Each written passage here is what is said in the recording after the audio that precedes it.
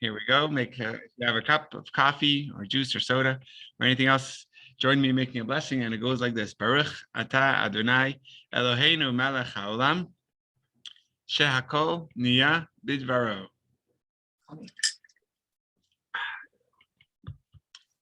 I'll be pulling up the Tanya on the screen. It should be coming up. If you're looking inside the book, it's called the Practical Tanya, and you can find that on page 392. Let's just stop him from talking. And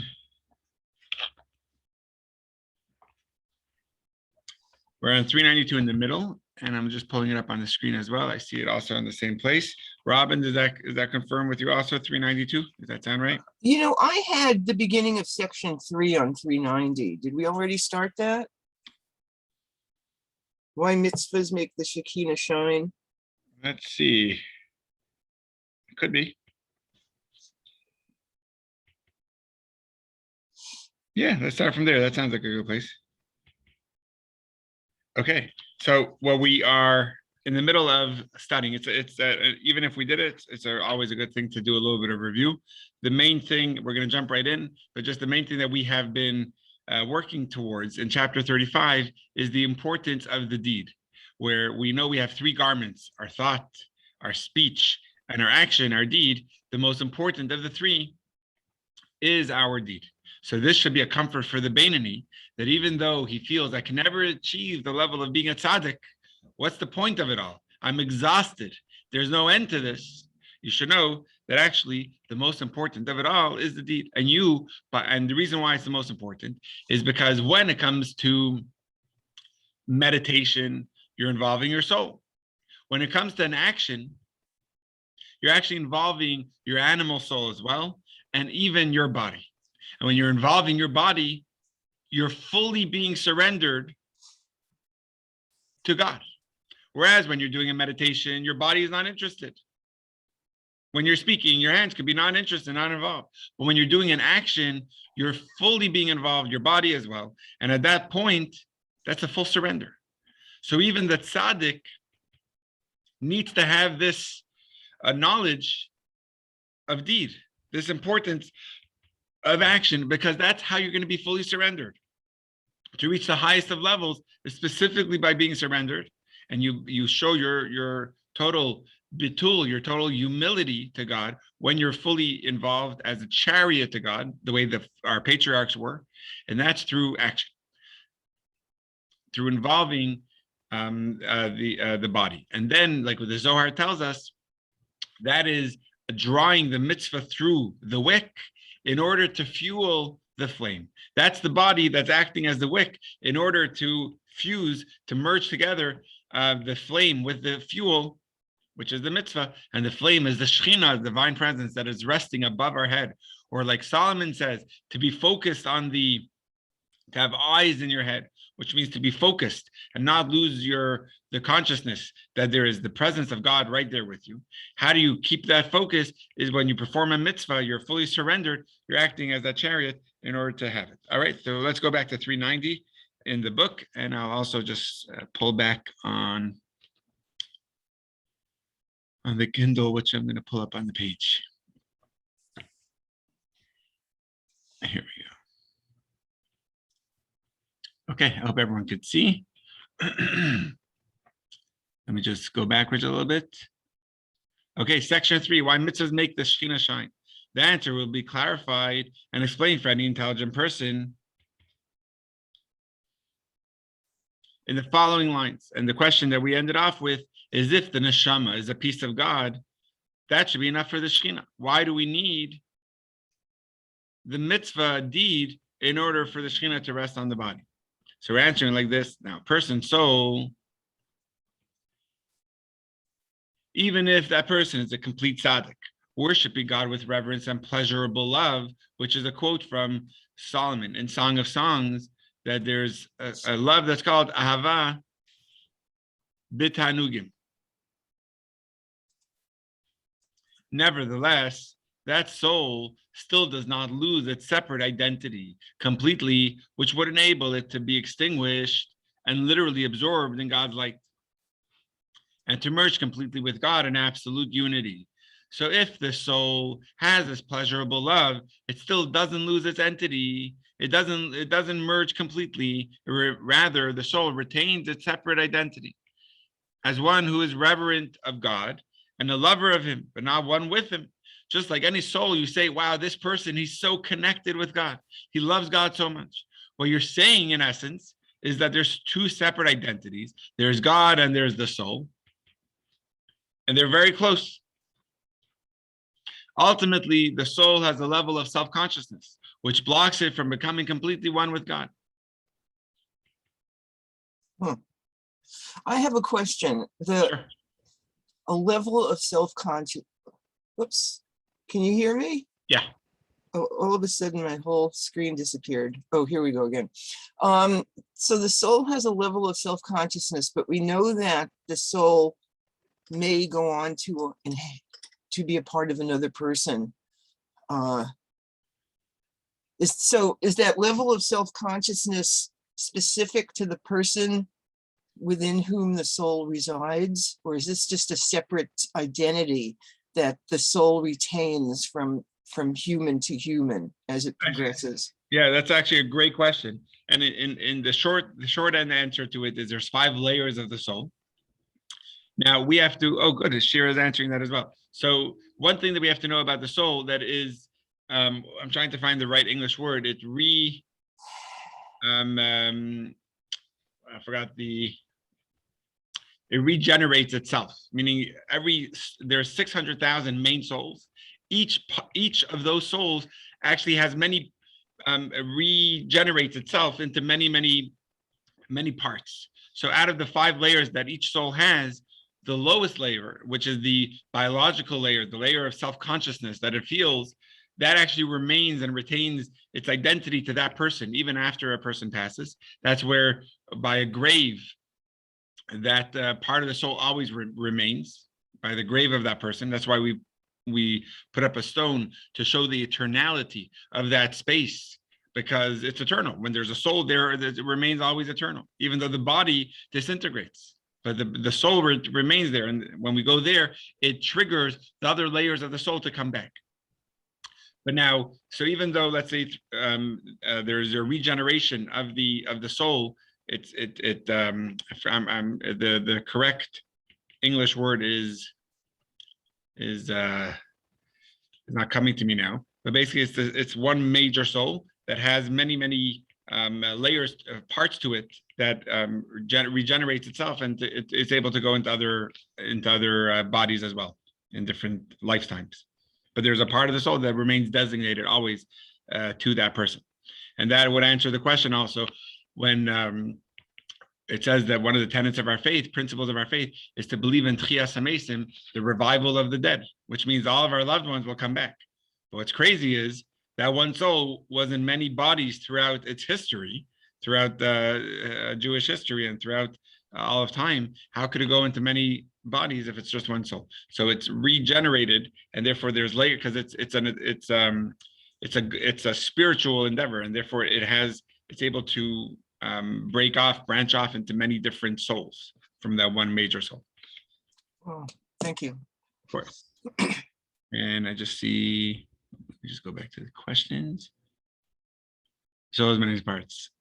And very good. It's the nefesh that remains. Yeah, exactly.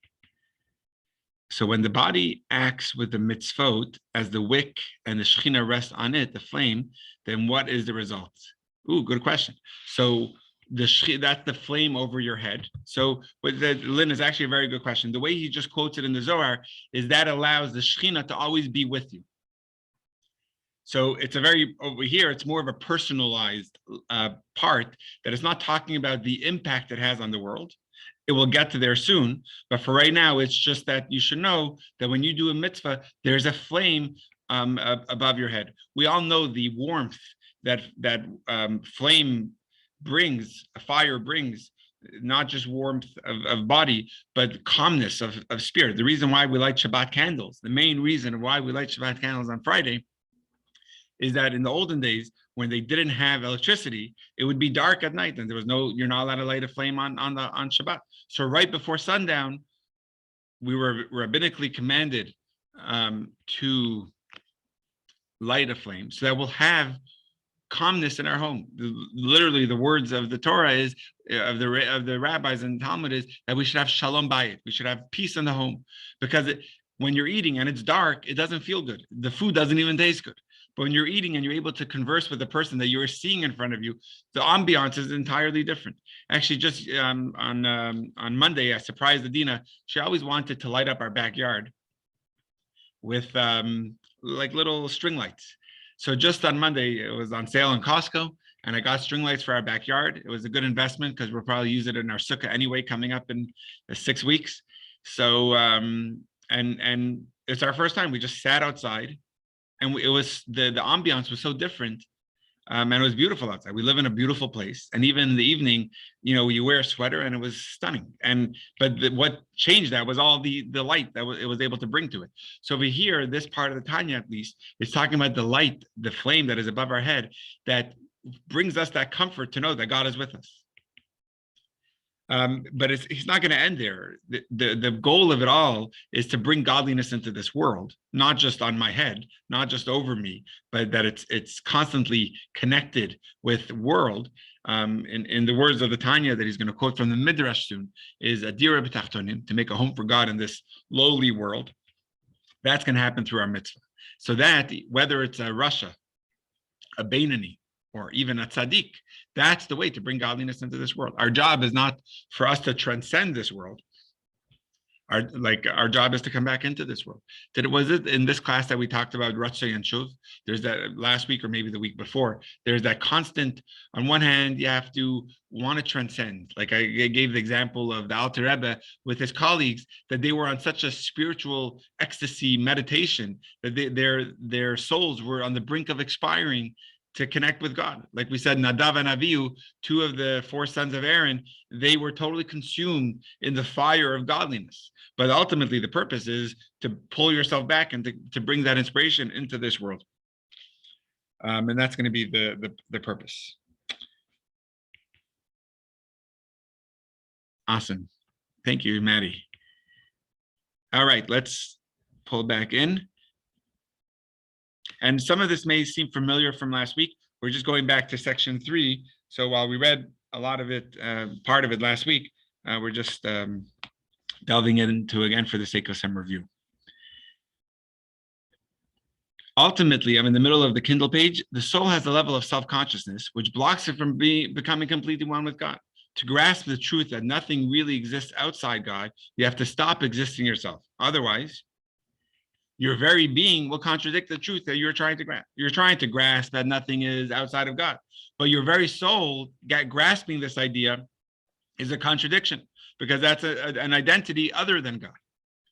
But this is not the case with mitzvot and good deeds, what are the will of God himself, totally merged with him. So when you do a mitzvah, then you're losing your other identity, your self-identity, and you're fully putting yourself into godliness, in the will of Hashem. So to clarify why any created entity, even a soul, can't receive the Shekhinah, the Tanya will recap a lesson we learned earlier. I'll go a little quickly because I think we learned this last week, but let's just go it over again. Now, God's will is the source of life for all the worlds and creations. And this source energy only passes down to the worlds and creations through many diminishments. In Hebrew, we learned the word tzimtzumim, or tzimtzum in the singular. And the hiding of God's face, so as to conceal the supernal will of God.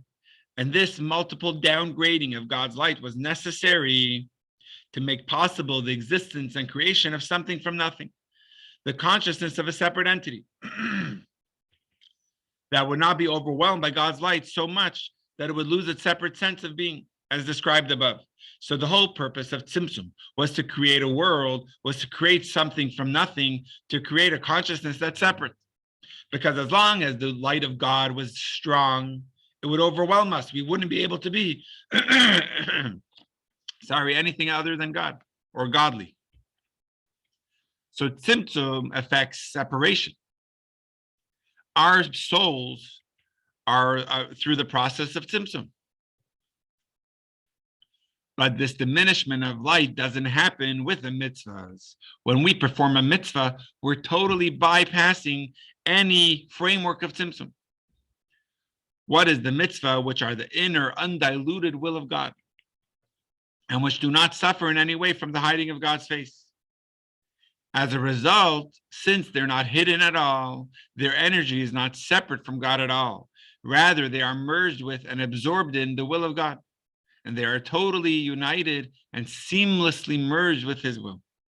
This is a stunning explanation of understanding the power of our mitzvah, which is our action and our deed, which is the direct will of God. When we perform the will of God, it's undiluted. There's no downgrading of God's will in that mitzvah. It's totally the very doing of the mitzvah is not just connecting you with God. You are totally absorbed in the will of God. The loss of separate identity is a crucial point here, as the Shekhinah cannot be present if another identity blocks the way. So now the meaning of the Shekhinah resting on something is that godliness and the blessed infinite light is openly manifest in that thing, which means that the thing is absorbed in God's light and has completely lost its separate identity in the presence of that light, because it's only then that we can say that the reality of one God rests and is manifest in that thing. Since if the thing retains its identity, we have two and not one. In order to get one, it can't have a separate identity. So as long as there's a soul, as long as the attention is on the soul, let me just go back a second, the Shekhinah can rest there. In order for it to rest, it has to be totally absorbed in God's light, so there's nothing blocking. What allows the identity to be totally lost, and that in the presence of the light of God, there's nothing else? That's through fulfilling a practical mitzvah, which at that level, you're fully surrendered. So as long as the thing hasn't lost its identity completely in God, the light of one God, the Shekhinah, won't rest and be revealed there. So I find this to be just a beautiful explanation of understanding that while we are praying, we're fully connecting ourselves with God, but it's us praying to God. It's a separate identity. We're totally immersed in it, but we're not merged in it. On the other hand, when we do a mitzvah, we're losing our separateness and we're connecting with the will of God. We're totally absorbed in it. And then the fuel is drawn through the wick, through the body, and then it has the power to light the flame of the Shekhinah, which is resting above us. So, and just what he's saying in these last paragraphs, the Shekhinah, for it to rest above us and to shine above us, there can't be anything blocking.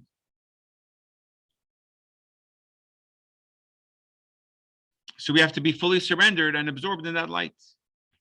The body has the power for that.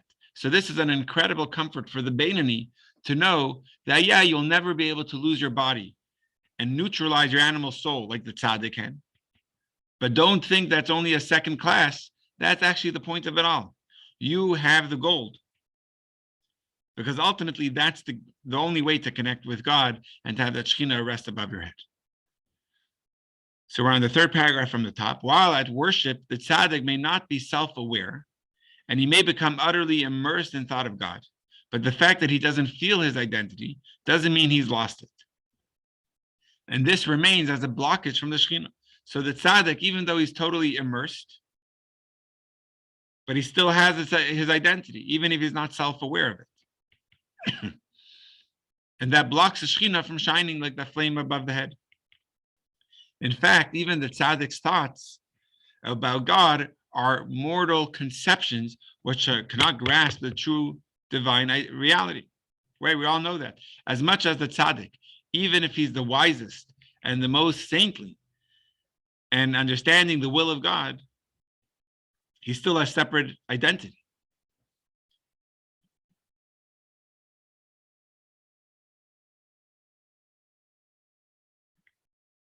Let's go further, because the point of it, of what we're going the accomplishment of this section of Tanya is to try to explain that you need to be a chariot to God.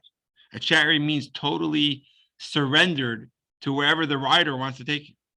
A tzaddik, even while he's fully immersed in the oneness of God and writing the greatest volumes of Torah and the greatest meditation and experience of godliness, it's still him experiencing godliness. It's still a soul that is in love with God, fully connected with God. So he's not, even though he's immersed in it and almost not even self-aware of himself, he's all about God, which is an incredible high level, but he still has an identity other than God, coming from God.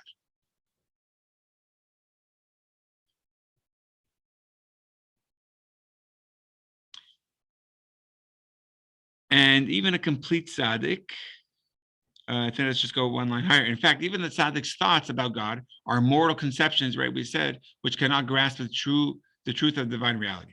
Even a complete tzaddik, which is bound to God with great love, cannot be a vehicle for the light of one God to be revealed, because in truth, no thought can grasp him at all. Since this thought exists in a separate being, and the reality of God, the true God, like it says in Yirmiyahu, is the non-dual oneness, that there are no separate beings, that he is the only one, and we're going to be reading that in the high holidays in a few weeks, and there's absolutely nothing other than him. Let's just read this paragraph and then I'll explain it a little bit. Separate consciousness is an ineffective tool to grasp the reality that there is no separate existence. It's rather like proving that you don't exist while looking in the mirror. The logic might make sense in your mind, but you know you're really here. So I love that example of being in a mirror and saying you're nobody, you're a nothing, but you see your existence right there. So your very being alive, even for the tzaddik, which is on the highest of levels of love of God and reverence of God, etc., but his very existence is showing that there's something, a separate existence and a separate identity other than God, a separate entity. The truth of it all is to try to get to this point where we've mentioned before in several chapters of the non-dual reality, that nothing in this world is separate from God. That's ultimately when we say the verse, Shema Yisrael, Hashem Elokeinu, Hashem Echad, that God is one. What we're trying to meditate on there is that everything in my life is godliness. All the experiences that is going on in my day is not a separate, ungodly experience. It's all part of God's will. It's all one with God. It's all from God. But my very being existence is a reminder that as much as I want to be in that oneness with God, I can't fully grasp God because I'm in a reality. I'm my own identity. So it's like looking in the mirror where you're trying to convince yourself that you're nothing, but it's contradicted right in front of you. So the soul, while it wants to experience this oneness with God in the truest measure, it can't. Like it says, no thought can grasp God. So the tzaddik can't experience it.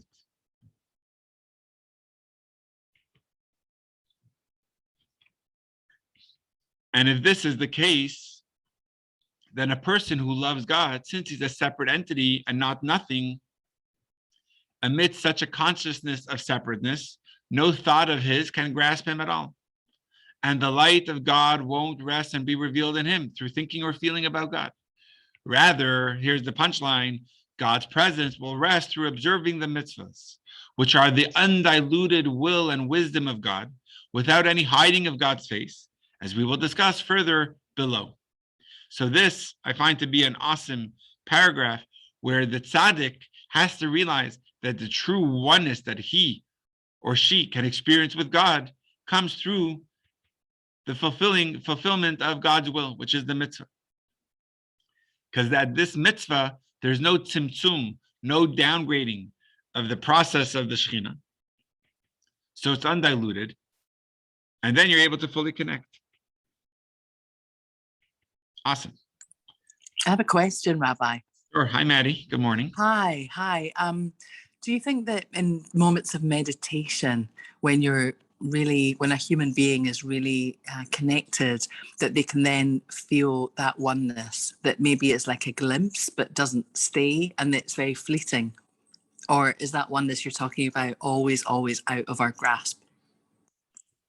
So it's a good question. What I'm understanding is you could achieve that oneness, but not through meditation.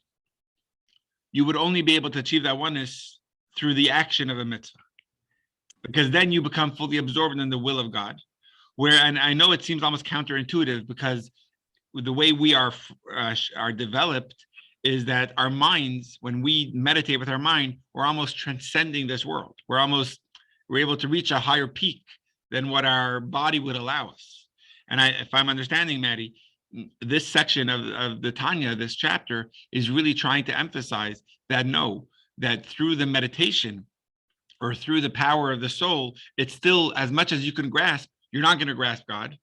All you're getting is a downgraded version of it. As much as I think what it comes down to is you could only reach with your mind the amount that your mind allows you to reach. Now, what is that in comparison to godliness? Nothing. Because God is infinite, you're finite. With your mortal self-being, you'll never be able to achieve anything beyond the peak of your finitude, if that's a word, your finite. Yes, thank you so much for answering that. I love the words that you make up, finitude.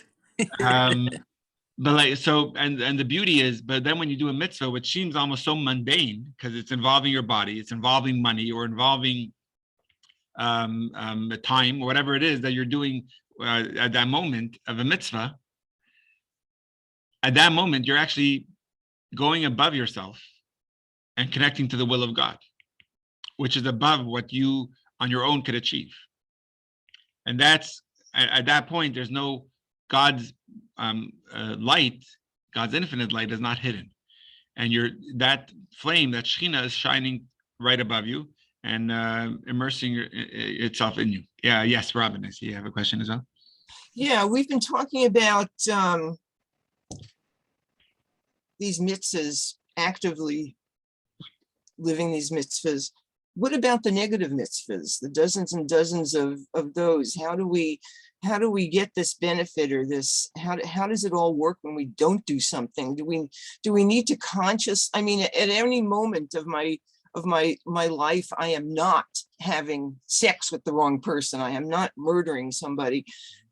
So it can't be that I'm fulfilling every negative mitzvah every moment of my life. Or do I need to actually have the thought, I can't stand so-and-so, I'm going to murder her?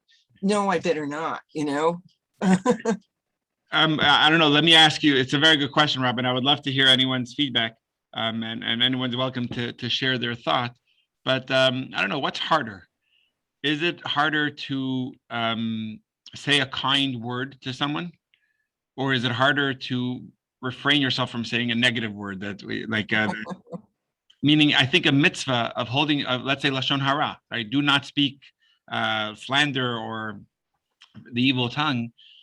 That's 100% a mitzvah, right? There's 365 of the negative mitzvahs. So you're right. Murder is like, I wasn't planning on murdering anyone today. So am I really fulfilling the mitzvah? But when a person has the urge to do something, a temptation, an inappropriate encounter with someone that you shouldn't be there, and doing that, when you hold yourself back, I think it actually rises them up to the highest level. What comes to mind is, we called Joseph, the son of Jacob, that was the viceroy of Egypt. We call him a tzaddik. Now, he lived an observant life while being in Egypt, but really what stood him apart from his brothers is his brothers were shepherds their whole life. They were afraid of being involved in world because they were worried that it's going to influence their observance. Whereas Joseph lived in what Egypt was known as Ervat Haaretz, the immorality, the most immoral place of the world. And while being there, he never lost a step in his observance. He was fully connected, to the point where when he was tempted, with the wife of his boss, Potiphar's, Eshes Potiphar, and they were alone in the home. And at the last second, he held back and ran away. That's what stood him apart to be a tzaddik. It's not because of his good deed that he did. It's because of his prevention of a negative action that really stood him apart. So you're right, murder and all these things. I wasn't planning to lie today, but when a person is jealous and they say, you know what, he deserves it, I'm so happy for him, and they're not going to allow that jealousy to get in between them, and on the contrary, they're going to work on themselves to not be jealous, but rather be happy, I think that's an incredible mitzvah. So I see what you're saying, that it seems only right when it's involving something positive, but I think also the negative, maybe I'm not explaining it right, but I would love to hear if anyone has a way of explaining how and the base of Robin's question is, there's two sections to mitzvahs. There's the 248 positive mitzvahs, to keep Shabbos and to keep kosher and to put on tefillin and to light Shabbos candles, etc. But then you have all the negative mitzvahs. Sometimes the negative mitzvah seems to be not important. While I have to observe them, it just doesn't seem to take up so much of my, it doesn't seem to bring down that much light. And I'm trying to explain how it does. Does anyone have, I was thinking it's harder to refrain from doing the negative things because the Yetzer Hara is always tempting us. You're saying in the comment, yeah, that's a good one. Yeah. I've never even heard of that term, negative mitzvah. I never even knew there was such a thing. Yeah, it's like, actually, there's more negative mitzvahs. I mean, you're right, the term negative, that seems wrong, and it's actually not the way it's actually in the Torah. It's called a mitzvah lo ta'aseh, a mitzvah not to do, a mitzvah that we're not supposed to do. Right, like not to be jealous of someone, not to use God's name and not to worship other idols, and not to have lashon hara. And there's 365 of them, Maddie. Yeah, and not to have sex with a bunch of people that you would never want to have sex with anyway. You know, your parents, your aunts and uncles, your children. Yeah, and these are, yeah. And Robin, it's my first time seeing all the beautiful plants in the background. I remember when you told me that you went to Chico or somewhere to get them. So, oh no, not these. These are. That's so funny that you brought that up. These are my cannabis crops. Oh. It's legal. Okay, cool.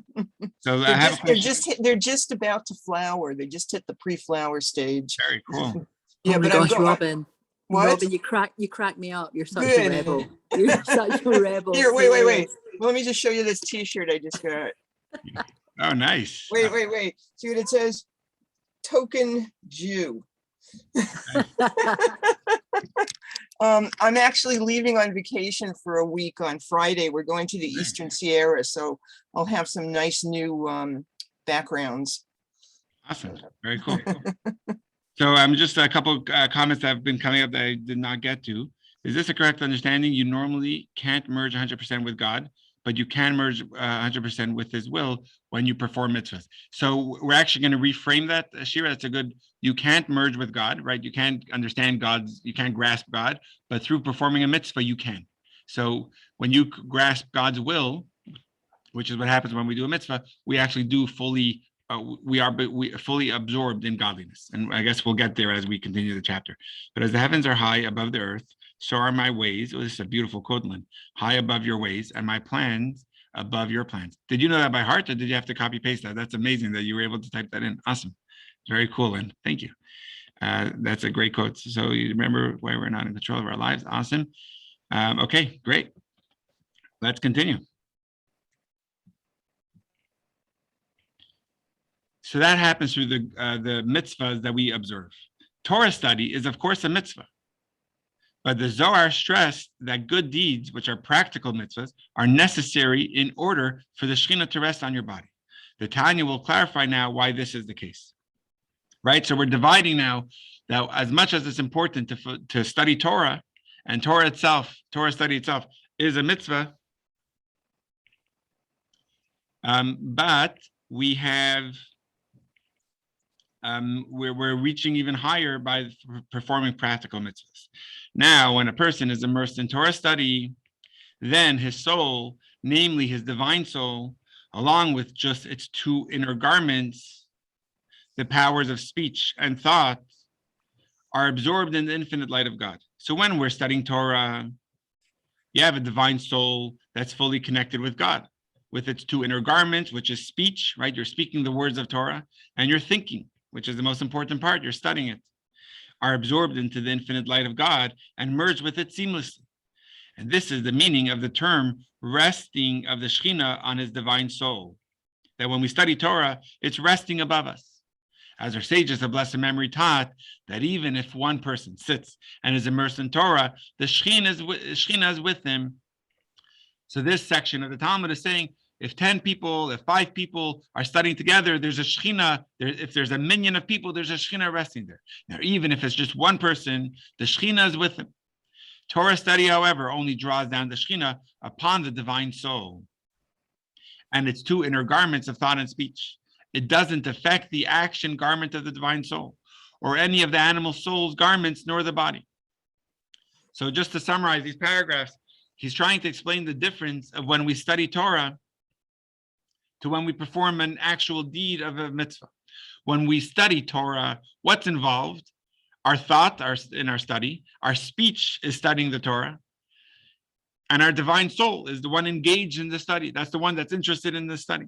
So then the Shekhinah rests upon the divine soul and upon its two inner garments, but not on deed, and not on the animal soul, and certainly not on the body. It's not involved at all. By the way, it's just interesting. What we're saying is that our body is not involved in our performance, in our study of Torah. I just want to clarify one thing that I find to be interesting. I remember as a kid, a way I would always try to impress my father was when I would shuckle. Shuckle is a little movement that we do when we pray or when we study Torah. A little, it's like, I don't know if you see, sometimes I go like this. Adina told me I shouldn't be shuckling when I'm on Zoom because it's hard for people to follow my face. But when I daven, when I pray, usually that's the natural, you see my kids, they do it also. It's just like the natural movements. And really part of the reason of why we do that, it's almost subconscious, but it's the flicker of the soul that's getting totally connected with God, with godliness. And like a flame moves, so does our body. It's like a flame that's moving, flickering. And a little deeper is also like what we're saying here is what we're trying to do is engage our body and our action in the study of Torah and in the prayer. Because when we pray, it's our heart, our mind, and our speech involved. But when we move a little bit, we're also involving our body. So what we're saying here is when we study Torah, our body is not involved, which is true. It's our thought and our speech that's involved together with our divine soul, our godly soul. But what I'm just adding in parentheses on my own is that that's actually part of the reason why we shuckle, why we shake a little. It's not a mitzvah to shake. It's just almost a natural subconscious activity that some of us do. But part of the reason to do that is to involve our body as well.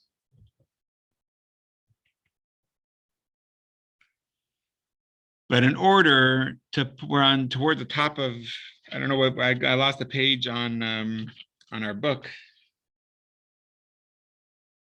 We're on 390. Page 455. Say again? Page 455. Oh, what book? Oh, you're using the The very bottom of the screen, Rabbi.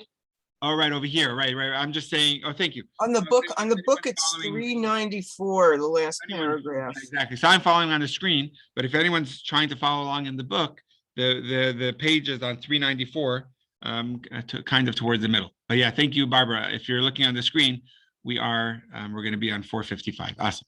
But in order to pull the light and glimmer of the Shekhinah upon your body and animal soul too, right, which is not happening when we're studying Torah, the animal soul being the energizing soul, which actually interacts with your body. To do this, you need to observe practical mitzvahs, which are actually carried out using the body. Because then your body's actual energy invested in the mitzvah act is absorbed in God's light and his will, and is merged with God's will seamlessly. So when you are involved, to involve your animal soul and your body in the connection with God, and to become fully absorbed in the oneness of God, that's done through a practical mitzvah, because the only way you could fulfill an act of a mitzvah, a practical mitzvah, is through your body and through your animal soul, which is animating your body, which is giving energy to your body. That's what interacts with your body. And the soul power, which motivates the observance of the practical mitzvahs, is the third garment of the divine soul, the garment of action. That's the third, right? Because after thought and speech, which are the two inner garments, then you have action, which is more the outer garment. That's the third garment of the divine soul. So by observing a practical commandment, you bring the Shekhinah upon this third garment too.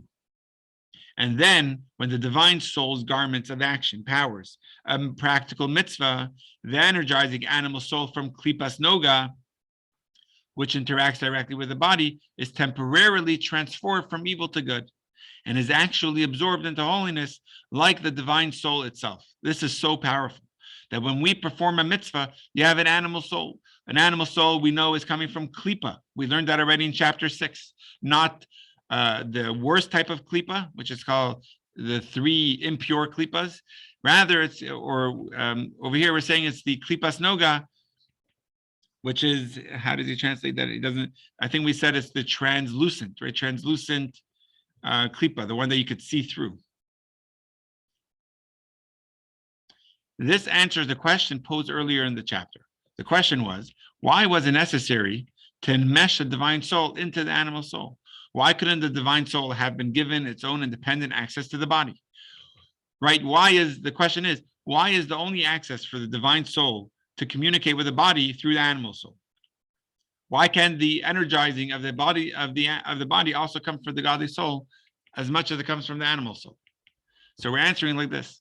While the animal soul will never really change in its deep core, at the moment when a practical mitzvah is observed, the enmeshment relationship forces the divine soul to partner with the animal soul. When we perform a mitzvah, the divine soul is totally connected with the animal soul because it's accessing the body. And the result is the Shekhinah rests on the animal soul too. It's amazing the steps the Alter Rebbe is taking, but just to see where we're holding now. And to explain this a little bit is, what we know is that when we study Torah, our animal soul is not involved in the study. Our godly soul is engaged, our divine soul is engaged, and so is our 2 inner garments, of thought and speech. But when we perform a practical deed, a mitzvah, then it's involving our body, because the only way you could practice a mitzvah is with your action, with your body. So in order for that to happen, it has to engage your animal soul, because the animal soul is what's giving energy to your body. So therefore, the divine soul that is wanting to do this mitzvah and to connect with the will of God and to become totally absorbed, it has to communicate with the animal soul that is then getting the body to do it. When that happens, you're getting the body with its 3 and 3rd garment of action together with the animal soul to become totally one with God. So while the animal soul is coming from klipa, which we learned before is not the godly, of course it's coming from Hashem, but it's more from the side of impurity, is the animal soul wanting selfish wants. But now, in order to fulfill the mitzvah, it's suspending its own wants, and it's becoming fully absorbed in godliness. So for something like this to happen, it's something that when we study Torah, it can't happen. When a tzaddik has this great meditations, it can't do it. Because over here, we're engaging the animal soul to connect with the body. And when that happens, it's fully absorbed in the oneness of God, which can only happen by fulfilling a mitzvah. Powerful stuff. Let me just see some questions that are coming up. Can you please comment on the controversial subject? Oh, I guess not. I didn't see what it is yet, but you're asking me to comment on a controversial subject. So I have a better understanding. Men who study Torah all day and the women who support them, are they performing work by studying all day? Are they performing work by studying all day? Are they helping their families? I'm not sure what you mean by performing work. Are you meaning when they're going out to work? Are they performing work by studying all day? I'm not sure what you mean this year. I'd rather not comment on it because it's going to kind of digress on we're up to really cool. What is more important all day? Study versus mitzvah or taking care of family? what is more important all day? Study versus mitzvah of taking care of family. So of course, mitzvah of taking care of family. It's not even a question. Is work seen as study? So I'm not sure exactly the intention you have in the question, but I'll just comment on what I'm understanding is our job is not to study Torah all day. It's not meant to be our job. That's not why God gave us a Torah, to study it all day. Our job is to make a difference in this world, which we're actually learning right now, is right to do a mitzvah. And by doing a mitzvah, you're accomplishing something that by studying Torah you can't accomplish, right? You're involving your animal soul in your body. You're involving your garment of action, which you can't do by performing a Torah study. But at the same time, when a person has that opportunity to study without the worries of this world, that's incredibly commendable. So before I got married and I didn't have many expenses other than wanting to buy a can of soda every day to enjoy, but that was like the expense of the day. It's an incredible time to just sit and study. But then, of course, once we got married, and especially when we're growing our family, we have to put food on the table. It's actually a mitzvah of the Torah to work, right? Most of the mitzvahs, we're talking about 613 mitzvahs. There's more mitzvahs involving how to be honest in our business than there are mitzvahs of how to study Torah, of making sure the weights are there and make it in the olden days, they had the scales and the weights. Last week's Torah portion, so much of it was business ethics. I don't think there was one mitzvah last week that talked about Torah study. So I'm not putting down Torah study. Of course, Torah study, you could have this incredible oneness with God. And it does say the only theft that is allowed in Torah is when you steal some of your workday in order to study. That in between clients coming, you pull out a book and you study. I took my kids to a hockey game a couple of years ago. And in between periods, I had a sefer, a book with me, and we were studying.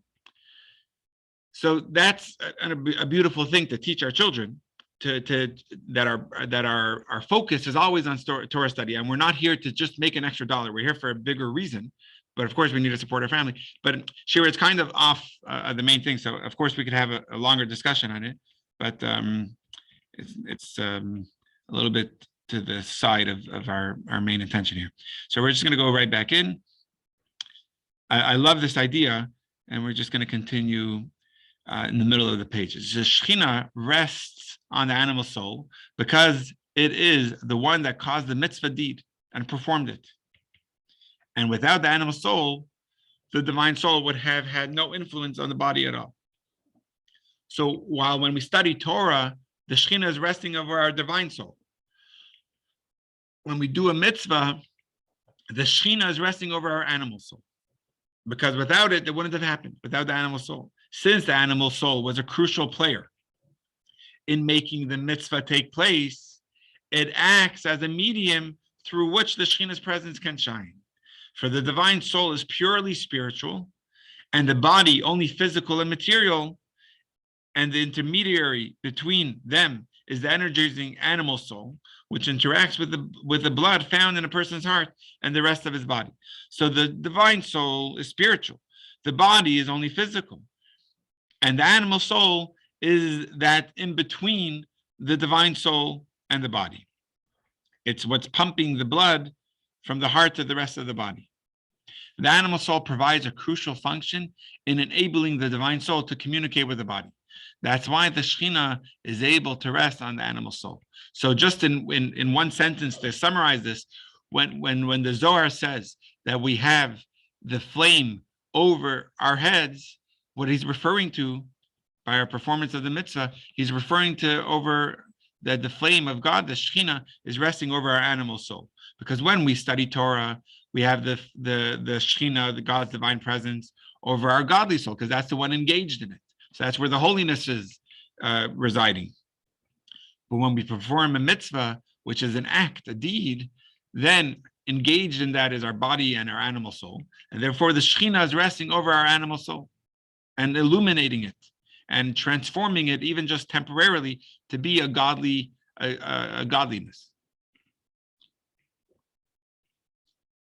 So now, I don't think we'll be able to finish the chapter today. Yeah, let's try to finish it. Section 4. How can the Shekhinah rest on Klippa? So here we're left with a crazy question. We're saying that there's klipa, which we know as the husk or the impure side, which is the animal soul, which is where our all selfish wants leads to sin, etc. But what we're saying is that God's divine presence is resting over this animal soul, which is klipa. The conclusion we have come to here is striking. Without a mitzvah, even a tzaddik can't cause the Shekhinah to rest on his divine soul, even though that soul is a piece of God. Because ultimately, the divine soul has its own separate identity, which blocks the Shekhinah. Yet with a mitzvah, the Shekhinah will even rest on the animal soul and body, which are from klipa. So when we perform, when a tzaddik is involved, the Shekhinah could only rest on the divine soul. Hold on, let me repeat that. Without a mitzvah, even a tzaddik can't cause the Shekhinah to rest on the divine soul. Because the divine soul is a separate identity. But when we perform a mitzvah, we're able to cause the Shekhinah to rest even on the klipa. This leaves us with an obvious question. Why does the klipa of the animal soul, an energy which conceals and opposes God's unity, not cause the Shekhinah's presence to be blocked? So this is crazy. We're saying that the divine soul, since it's a separate identity, we learned at the beginning of today's class, that it's like looking in a mirror and trying to convince yourself that you don't exist. So the divine soul itself proves to us that we are able to connect with God, but we can't absorb ourselves in godliness. So therefore the Shekhinah is feeling blocked and it can't rest over the divine soul. But yet when we perform a mitzvah, we're saying that the Shekhinah, God's divine presence, is able to rest over our animal soul, which is klipa. How could that be? Why isn't that blocking the divine soul? And even though the deep core of the animal soul found in your heart, namely its negative traits, still have not been absorbed into holiness, and they remain a force of klipa, nevertheless, it's still possible for the Shekhinah to rest on the animal soul and its powers, since they have been coerced into a holy activity. And against their will, the powers of the animal soul voice their agreement,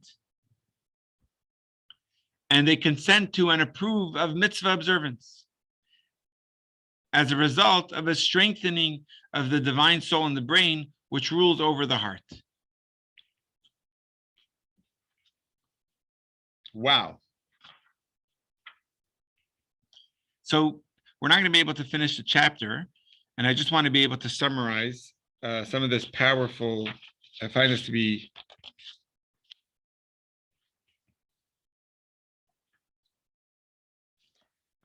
there's a practical lesson that just gives us an incredible message. I'm just going to read it. If you're looking in your book, it's actually on 397. And it goes like this. Don't get discouraged by the fact that you can't seem to get rid of your animal soul. Because every time you do a mitzvah, God's infinite light shines even in your animal soul. And that's a remarkable feat. Something that without help from above, even the divine soul can't achieve. And that's going to be a little bit of already next week's class, the assistance of God in helping us perform the mitzvah. I just want to pull up one more thing.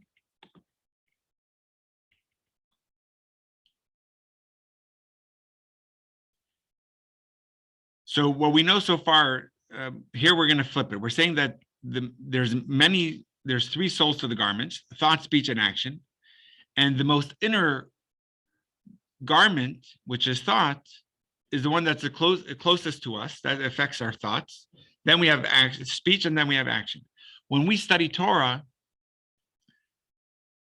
our thought is involved, our speech is involved, but not our action. Only through performing a mitzvah, which is involving our action, the lowest of the three, is that now being connected with God.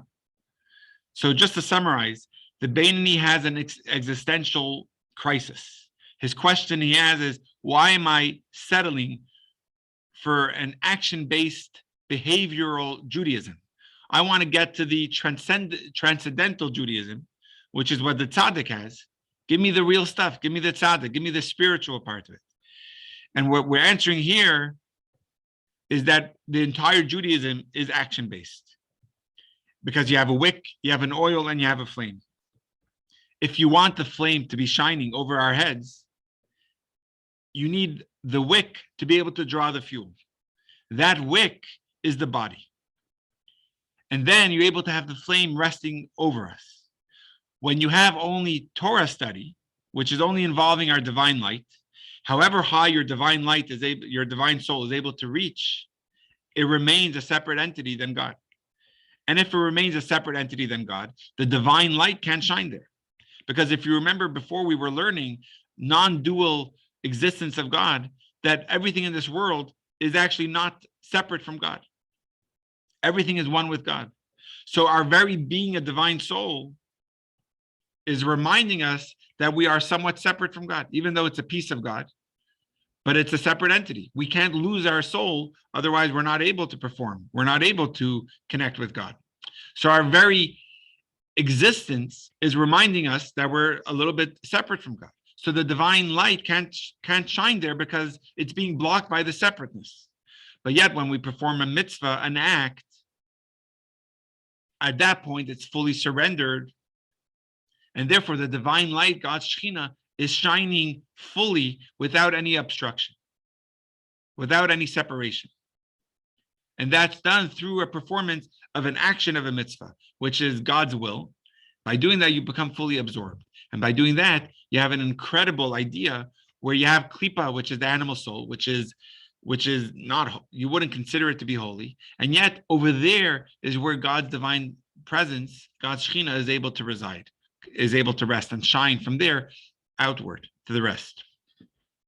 So the divine soul, like the key that we need to put into the ignition of the car, the Merkava, right, the chariot or animal soul, so Hashem can take us where he wants to go. So actually, Lynn, I love that example. The answer is yes, but really what the Tanya is fighting, the Tanya is dealing with the key to the ignition. Actually, it's a fight in our body itself. It's a fight between our divine soul and our godly and our animal soul, fighting for the keys of who's in control over our thought, speech, and action.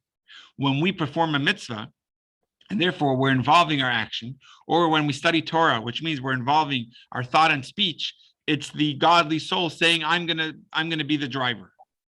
And when you have that mindset that the divine soul is in control, and then you're able to be that Merkava, which means that surrender chariot to just do the will of God, because like we said, your godly soul is doing the will of God. Let me see if I missed anything else higher. Oh, I'm sorry, it's very small. So my question on this was, don't actions normally come out of our thought, speech, and intention? Because it's out of the heart the mouth speaks. Yes. And so it's out of the heart is where the action originates from. So it almost sounds hafuch. Can you explain that, please? So absolutely, that's actually the something very inherent to Tanya is the process, that whatever we think about will be what we speak about, and therefore what we want to act on. And it's actually how God made us, right? God made us this way because our thought is supposed to affect our heart and affect our speech and affect our action. So over here we're saying, and that's actually the beauty. The lowest of them all is actually the intention of it all. So of course you need to go through the thought and speech in order to get to the action. But just know that don't stop at that thought and speech. The action is what's able to transform and elevate the rest of it all. The Rebbe would always, like we all know, that the hardest thing in life is always the most important for us to do. From a soulful level, whatever we're not interested in doing is an extra proof that for our soul is the most important for us to be doing. With a person that we have no chemistry with, we have to build our chemistry with them, because at times we have to work the most with them. The same is with when you want to, when a person, the Rebbe's example that he would, I apologize, we're going over time. The Rebbe's example is that whenever you want to renovate a building, and you want to redo a building, you don't start from the top, you redo it from the bottom. You start from the bottom and then you make your way up. So when you elevate the lowest of all garments, which is action-based, and therefore elevating the body, everything else comes up with it. So then your thought and your speech are elevated as well. So you're right, it starts with the thought and speech. And one of the main themes of Tanya that we learned in earlier chapters is that our thought is what affects our speech and action. It all starts with a thought. And when you meditate on something long enough, it'll develop a love for that thing, or it'll develop a hate for that thing, or develop a compassion for that thing. It starts with our mind, and then it continues to our feelings and continues to our garments, which are our thought, speech, and action. But you should know that the whole purpose of it all, says chapter 35, is the action. And then you're connecting with the will of God to a place where your thought and your meditation is not able to reach on its own. You're connecting with God and absorbing yourself to a higher level where the Shekhinah now is residing to a place where even the godly soul wasn't able to get the Shekhinah to rest. And it's unobstructed. All right, thank you all for joining. I'm glad we were able to have that class together. Have a great Elul. And Thank you so much. Next week, guys. Thank you, Rabbi. Thank you. Thank you. Thank you. Thank you.